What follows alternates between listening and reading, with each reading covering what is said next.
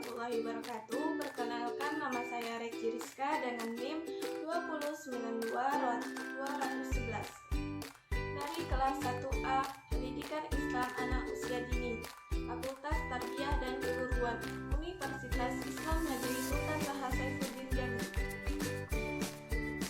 Di video kali ini saya akan menjelaskan aliran psikologi behavioristik mata kuliah Psikologi Pendidikan dengan dosen pengampu Bapak Ridwan SPC MPC Psikologi. Aliran psikologi behavioristik.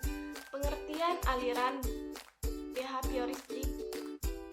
Teori belajar behavioristik adalah tingkah laku yang bisa diamati yang disebabkan oleh stimulasi dari luar.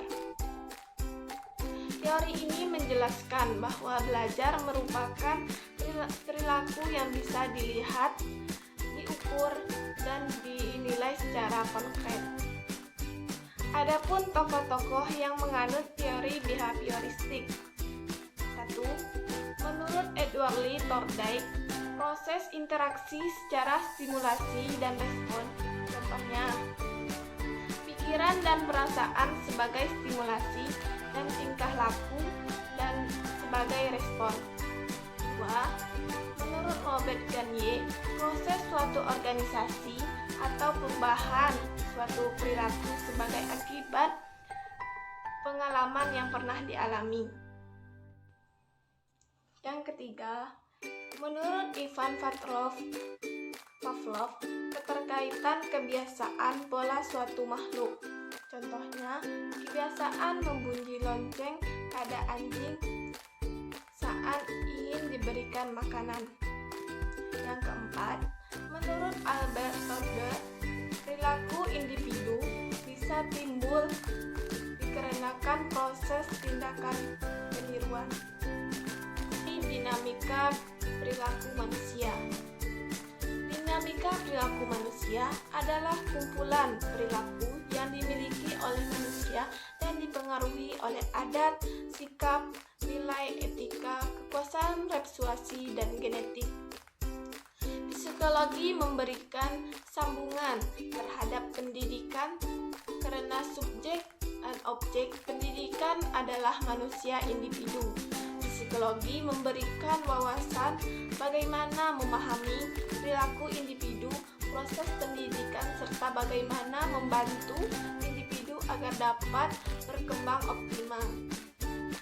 Adapun pandangan terhadap manusia tentang aliran behavioristik. 1.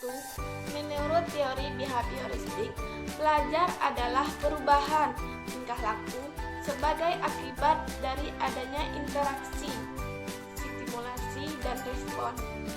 Seseorang telah dianggap belajar sesuatu jika ia dapat menunjukkan perubahan. Menurut teori ini, yang terpenting adalah masukan atau output yang berupa stimulasi dan keluaran atau output yang berupa respon.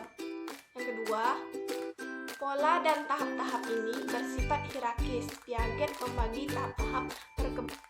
Adapun contoh dinamika perspektif perilaku manusia. 1. Perspektif biologi, yaitu sebuah pendekatan psikologi yang menekankan pada berbagai peristiwa yang berlangsung dalam tubuh, mempengaruhi perilaku, perasaan, dan pikiran orang lain. Perspektif behaviorisme, yaitu pendekatan psikologi yang menelaah cara lingkungan dan pengalaman mempengaruhi tindakan seseorang.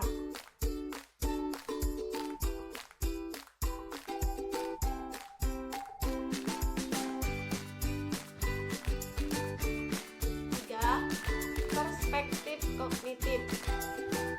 Proses perkembangan kognitif merupakan suatu proses kognitif, yaitu proses yang didasarkan atas mekanisme biologis, perkembangan sistem atas mekanisme atau perkembangan sistem saraf. Yang kelima, perspektif humanistik. Menurut pandangan humanistik, manusia adalah makhluk